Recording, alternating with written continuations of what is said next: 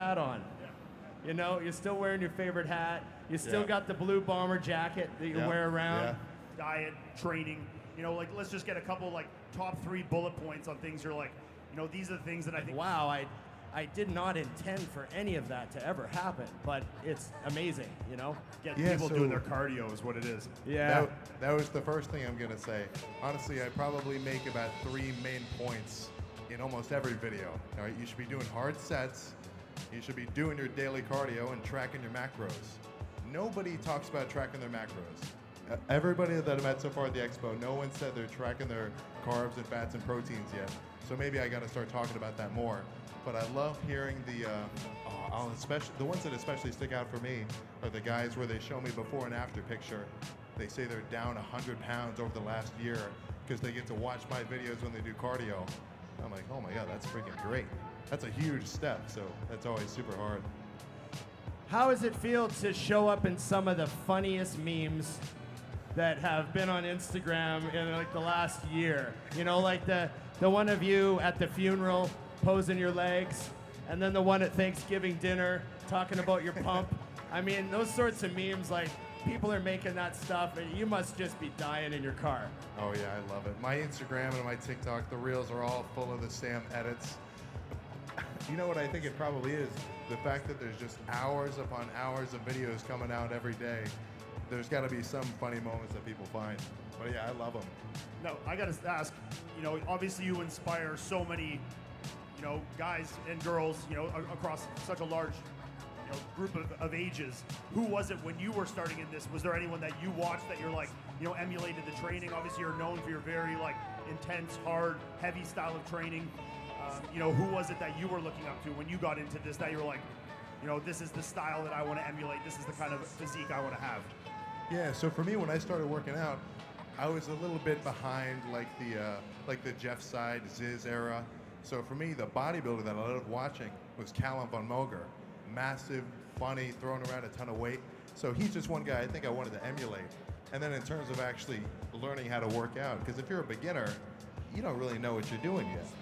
What does reps in reserve even mean? What's a good workout split? I was watching a ton of Jeff Nippard videos. I'm sure we've all watched the cumulative million hours of Athlean X, how to do a supinated curl correctly or whatever. But yeah, I'd say probably those two are sort of the main guys I was interested in. And then eventually, once you sort of develop your own routine, you kind of just start seeing everybody all over. Who are some of the guys that have come up to you, excited to meet you, and you're thinking, I'm supposed to be excited to meet you, and you're coming to meet me? You know what I mean? Can you give us an example of someone that came to meet you and you were like, whoa?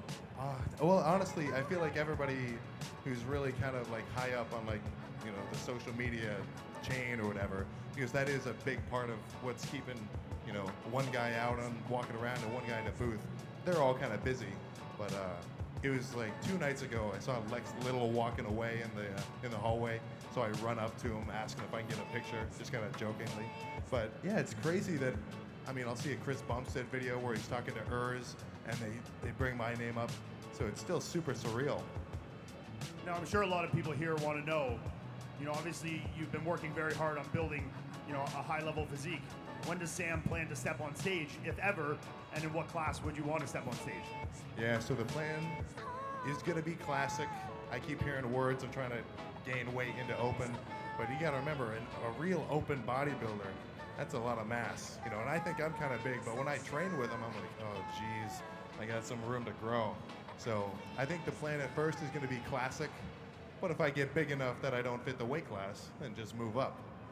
You got to remember, there is absolutely no way imaginable that in my vocabulary I'm going to say, oh, I'm too big.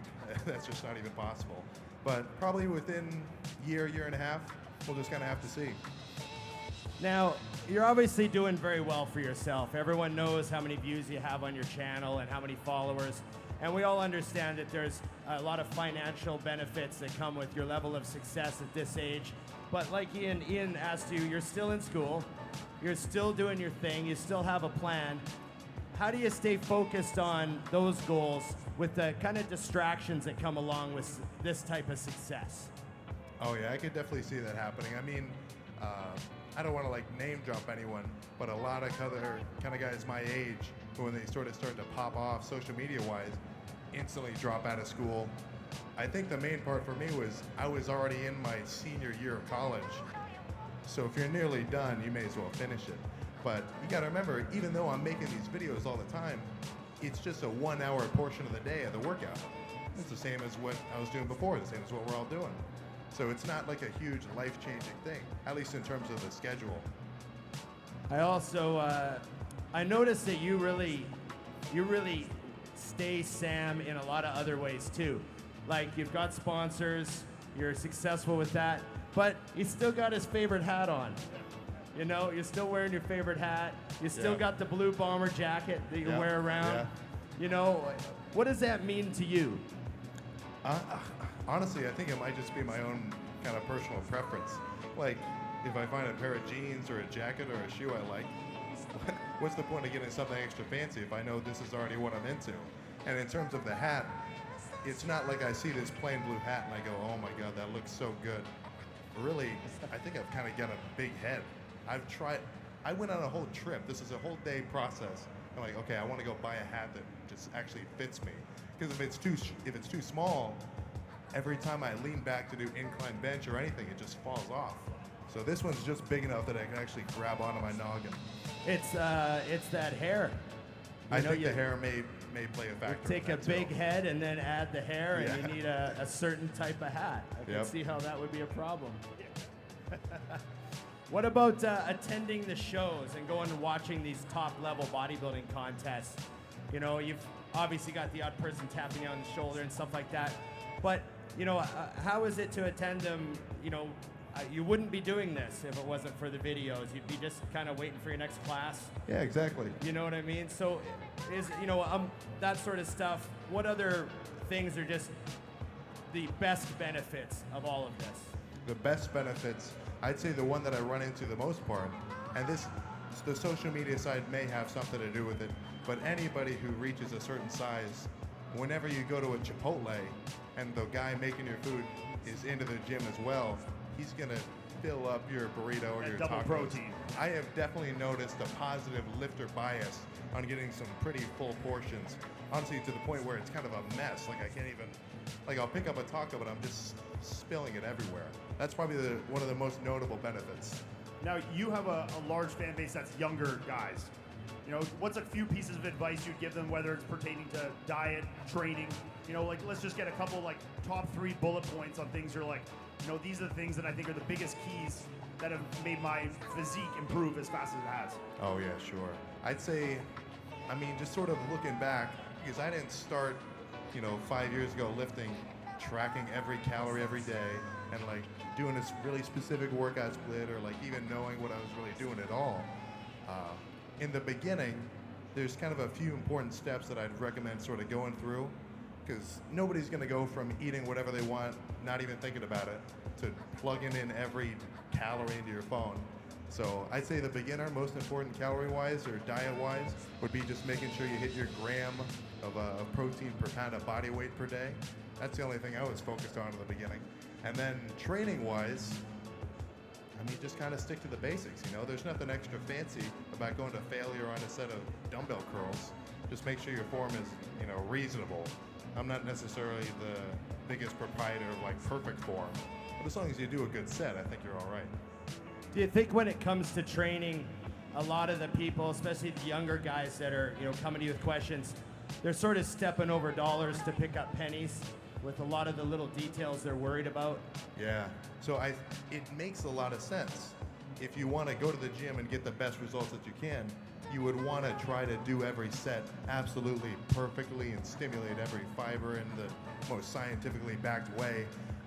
But just by thinking about it with such a complex thought process, you totally lose in sight of the fact that all you have to do is get really hyped up to a Metallica song and just go crazy. I think the guy, I always make this analogy, a kind of nerdier guy doing a perfect set of 3 reps in reserve, supinated curls, he's never going to build the same biceps as like a farmer kid who goes into the gym and tries to curl as heavy as possible for 8 reps. And just the sheer effort, focusing on effort and intensity. Yeah, exactly. It's Like, you should work smart, but in terms of weightlifting, I think it's probably more important to work hard first. And once you get that intensity down, you know, then you can start to optimize. I think that's where a lot of like science-based lifting tips come into play, because you wouldn't want to be teaching some kid who's interested in like go-karting about understeer or something really tiny and barely specific that you don't even know about. You want to start with the basics first and make the tips gradually more specific over time. So if I was a beginner and I watched a lot of the videos out about training now, I'm sure I'd be doing all sorts of stupid stuff. What about your family? How do they, you know, when you go on these trips and react to your success? You know, they're obviously supportive and stuff. Well, you know, how do they take this all in? Yeah, so they don't really get to see it in person as much. Obviously, I'm going to be the one who gets to see every crowd like this and is, you know, spoiled by a huge audience. But they came to the last Arnold Expo, and they were just like blown away. My little brother came with me too, and I don't want to say it's like it's kind of a skill to not get like super stage frighty, because I mean, this is freaking crazy. Look at this crowd. But over time, you get more exposed to it. But my younger brother kept getting bombarded with questions. He was getting kind of nervous. Now, I saw you at the gym the other night. You stopped in at Dino's, where we always train. And, I mean, that's just one example of a gym giving you, like, a really great reception. Have you had that type of reception at a bunch of other gyms, too? Yeah. It's mainly gyms that I don't go to on a consistent basis. Or if I ever visit, you know, that's when there will be, you know, kind of more of a sort of a jump like, holy crap. I would never expect Santa to be in Colorado or in, you know, Birmingham or anything like that. But yeah, I love it. I feel super spoiled now because no matter what gym I go to, I always get special treatment. A little bit of feedback there. Yeah, a little bit. Right? Now, talking about training, you know, you obviously train in a very specific style. Like we're talking the heavier weights, you know, focus on intensity. Let's get your Mount Rushmore of if you could line up to, you know, film some videos with a couple guys. They don't have to be bodybuilders. They could be social media guys. You know, they could be the Branch Warrens of the world, whoever it is. If you could get a workout and just get absolutely demolished by someone, give us a couple names. Who would you love to train with? Oh, a couple of workouts. I'll kind of combine them. Of course, I would love a pose down with Chris Bumstead, fully pumped, purely just to get mogged. But honestly, I think that's the sort of stuff which really makes you get hyped up. I think that would get a lot of views. I think so. Yeah. Yeah, so, you know, characters like that, Wesley, but I'd love to have Tom Platz behind me just screaming at me on a set of squats. I'm sure that would be one of my hardest sets ever. And then, same thing with Dorian Yates. That'd be great. Where do you think you're sort of, I mean, you just mentioned Tom Platz and Dorian Yates, and I'm a heck of a lot older than you, and those were my role models. Yeah. So what is it about kind of that old school that has gotten, like, you know, how did that get into you? Was that a magazine when you were 14? Like, do you remember when you kind of took to that old school vibe? Yeah, it must have been kind of early in the training, but not from any magazines. It was this YouTube channel. It's just a compilation of real, like, motivational videos like that, real serious, kind of somber music. But I think with guys like that, they're, I don't want to say unapologetic, but they're very honest about how, you know, they're obsessed with the gym. Like, the people that I like the most and that I can resonate the most are the guys who I know if there was no camera, if there was no expos, they would still be, you know, trying to squat until their nose bled or throw around as much weight as possible and go hard. And guys like them, that's who I sort of pick up from. Have you ever had, you know, people come up to you in the gym and say that they're inspired to train harder because of you? How many times do you let somebody kind of work in with you? Oh, so I'll say this, and I feel like everybody can kind of agree with it. If you're on a machine and you can just adjust the pin in like 1 second, I've seen 8 people working in on one leg extension at once. It just becomes a real quick in and out. But if you're doing anything with like a barbell and weights, and you're going to be loading and unloading plates, usually that's when I'll say you might have to wait a few minutes. Now back to training.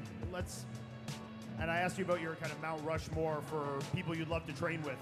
Now, for all the guys, coming up in training, you got to pick 10 exercises for the rest of your life. This is a popular thing with The top 10. The top 10. Yeah, Top exactly. 10. Let's hear the Sam Sulek top 10 exercise. You can only pick 10. Where are we going? Yeah, I feel like I just did this, so I might be saying the same thing over again. That's okay. New But audience. I might just have to pick one per muscle group, because any real lifter isn't going to neglect any specific part of their body because they want to get huge all around.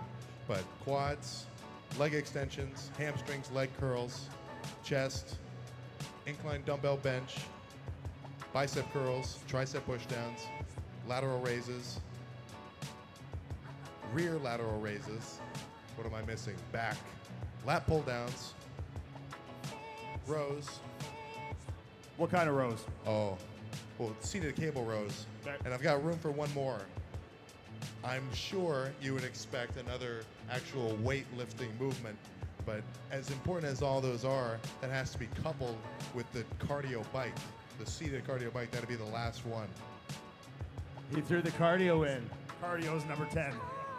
Highly neglected. Recumbent bike at that, too. Yeah. Where do you think that comes from, the cardio part of the training? Why do you feel that's so beneficial to you and everyone? You advise it to everyone. Yeah. Well, I mean, anybody who's watched the videos know I've gone on like probably 100 rants, and I feel like it's like two main points. For one thing, you're just going to be burning more calories every day, so your sort of baseline amount of body fat that you're going to have in your system is going to be lower, and that would make sense. If I'm kind of speaking to maybe the older guys here, but when you were in high school doing 2-a-days at football practice, or football over here, you're probably leaner, right? And it's not because you were eating any worse. If anything, you're eating much worse because you were a lot younger guy. But just being more active, you're going to be leaner. And in training, you're not going to get gassed. I mean, all the videos, I'm pretty out of breath just for being a heavy guy. But if I didn't do my cardio, in between every set of squats, I'd be laying on the ground, passed out, just huffing and puffing. How long is your rest between sets when you're training hard and heavy like that? It depends on the muscle group, because something like bicep curls, I can sit down for a minute because it's not so taxing on my whole body to reoxygenate. But with something like squats or really heavy rows, that'll be a few minutes. But it's really just until I feel like I'm ready to go again. If you have a locked rest period of like, let's say you set a timer for 30 seconds, if you're not fully recovered and you still try to do another set, I'm not inclined to think it's going to be as effective because you're just not physically recovered enough to load the same amount of weight for a similar amount of reps. Everything that you're saying about training seems to come back to the base point of just trying to make sure you can generate the most workload effort type thing in your workout. You know what I mean? Just that's what it's all focused on, is just you being able to work the hardest. Is that just the bottom line? I'd probably say so. It's not like every set you have to feel like you're about to die, but it would just make sense. If you can do bicep curls to the point where you can't physically move your bicep anymore, then that's the end goal. If you stopped at 5 reps and it barely burned, you shouldn't, if you do expect any gains from an easy set like that, I think you may need to do a little bit of a reality check. Do you think there's a sport that you played or an experience you had when you were younger where you think the desire to work your hardest and find your limit kind of stems from leading into the gym? I'm not totally sure because none of the sports that I did as a kid had any real weightlifting. Like I was doing like gymnastics where we're, bouncing around. And you doing, were like, a diver flips. too, right? And diving as well, so diving board into the water. There was no weight training. That sort of stuff is more skill-based. It's not so intense. So really, I couldn't tell you where the weight training part came from. Maybe just the mental focus side of it all? I don't know, it could be. I think somewhere deep in maybe my subconscious, I'd probably need a therapist to bring it to the surface. But I must just have some deep-set desire to be a freak. Now, with your videos, you do a lot with your, summer bulk and cut. A lot of them are focused on the bulk and cut kind of things. When did that start, and where do you kind of draw the lines? I'm like, okay, I'm ready to cut. Okay, I'm ready to bulk. I'm sure there's a lot of young guys out there, and I know even for me personally, I'm sure Ron's got them. I'm sure you get tons of like, I don't know where I'm at right now. Should I be bulking? Should I be cutting? where do you kind of differentiate between one phase or another, and what's your recommendation to people out there if they are unsure of kind of where they are, in their physique goals, which way they should go? Yeah, so when it comes for me, I essentially just main gained while I was in high school because I was still doing, diving, gymnastics at the same time. So I don't know if you've ever, let's just say it's not so easy to do a bunch of flips in the air if you're carrying around a bulked amount of body fat and a full stomach of chicken and rice. It's just not practical. So I was main gaining, and then at a relatively lean body weight, I said, okay, I think it's time for a real bulk. Bulked up, and then for me what happens is my appetite must just be a bit low because I can't bulk to the point of like really putting on too much body fat. So my cue to, all right, I'm probably done with the bulk, I gotta start cutting down, is when I just physically can't eat anymore. I get to the point where I'm like, oh, I'm not even freaking hungry. And then combined with that is your weight just plateaus. And now, sure, I could try to eat 7,000 calories in a day. That would be the answer. I would start gaining weight, but I just can't manage it. So after around 4 months or so, I'm like, all right, let's cut down, reset my appetite, see what kind of muscle I built underneath. And then after around 2 months, when I get to the similar or around a similar body fat percentage as I was at the beginning, then just start a bulk again and kind of repeat the process. So for anybody who's kind of on the fritz about whether they should bulk up or diet down, you've got to make a decision fast, because I feel like there's a lot of lifters, guys who you see at your gym for years, and they just look the exact same year after year. And I feel like there's two mental sort of battles that go on. People don't want to bulk up because they don't want to lose their abs that they, maybe just barely have. And they're like, oh, I don't want to get fat. They don't understand that that's just kind of a sacrifice to actually putting on more muscle, increasing strength. And then for people who don't want to diet down, they don't want to lose the strength that they have.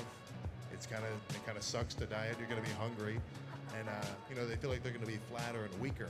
But you kind of have to take those drawbacks for the actual long-term gain, and if you can actually deal with that, then you're going to be able to make long-term progress. But if you can't pick one or the other, then for months and years on end, you may just end up being the same guy. And the dudes who maybe start lifting after you, who you sort of, knocked off as kind of like a rookie who's taking your machine. Like if you've been going to the same gym for years, you might feel like that. They're going to surpass you because they're willing to, make a lifestyle change and actually, progress in a bulking phase, muscle-wise, and then lean down when they diet. So another thing, people hate bulking in the summertime. Come on. Look, I know it's cool to be extra lean, but let's think a few years ahead.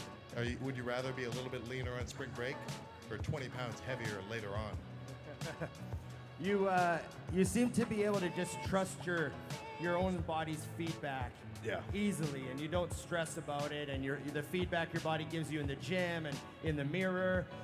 Is that something, like, what would you tell those same guys that come to you about the bulk thing, about just thinking for themselves and trusting their body's feedback?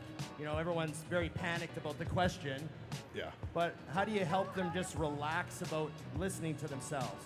Yeah, so that's one thing too, which the same thing goes for what I was talking about in terms of like beginner advice is, the way that I go about all my training now, it's very intuitive, but it's just, I'm able to kind of do that because you've lifted for long enough. So as a beginner, it's probably going to be in your best interest to ask the big guys at your gym for tips. But the longer that you work out, if you're actually paying attention, you'll start to kind of get in tune with what ends up working for you. Now, in terms, we'll pivot back to diet for a second. When you are transferring from these different phases, from the bulks to the cut, and you kind of explain when are the cutoff periods. But when you're transitioning, you don't work with a coach, you're doing this all yourself. What is kind of the number? You said the 1 gram per pound of protein or more. What's the number you're setting when you're doing a cut versus a bulk, and say, okay, this is how much I'm going to lower my calories or increase my calories?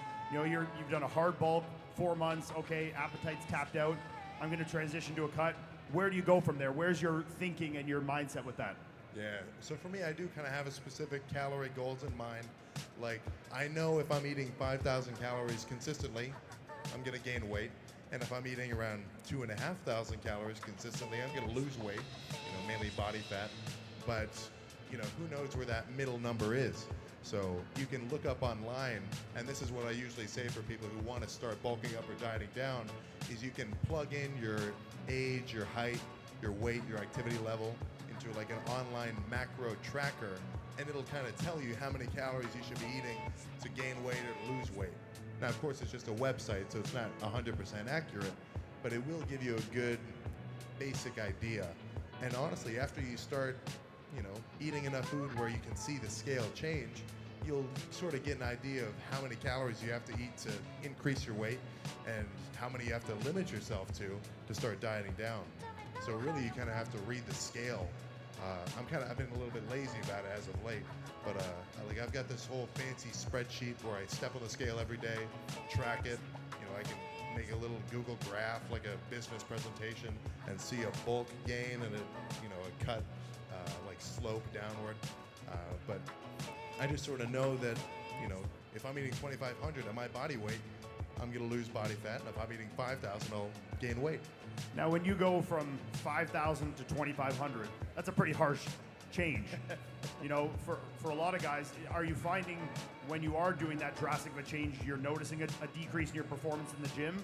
And is that like where you're ever, you know, when you make that big drop and you do it for a few days and you notice a regression in your performance, you're like, okay, I want to eat up for a few days? Or do you just ride that out until you get to the level of body fat that you want, your appetite's back, and then go back up again? Yeah, so my approach is typically a longer bulking period and then a reasonably short dieting period. If I were to try to diet down for an extended amount of time, I would probably ease into the calorie deficit just so, you know, I can avoid, you know, eating away my muscle. Like getting smaller, that's the absolute opposite of my goal. But in just a very short period of, you know, kind of a mini cut, as it were, being in a steep deficit for me, I'm never too concerned. And sure, there's going to be a strength drop.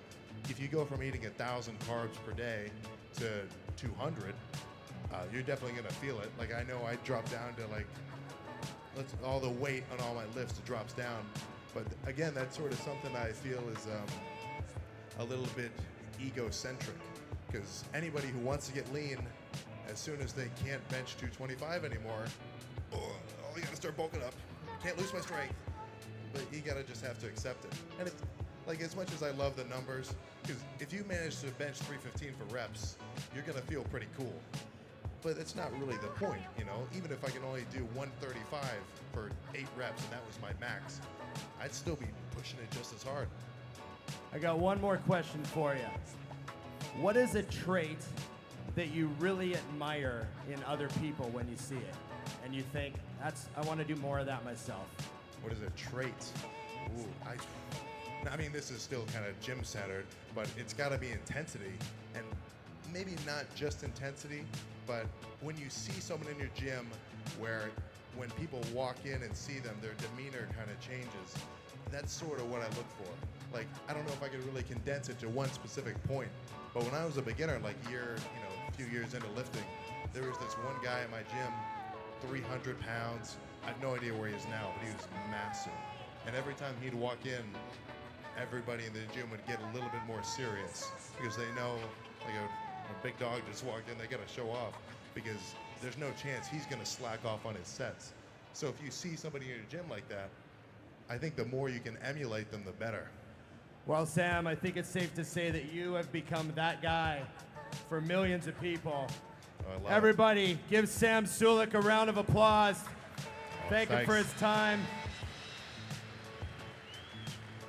Arnold UK crowd, Sam, thank you very much. I appreciate it. Thanks for coming out.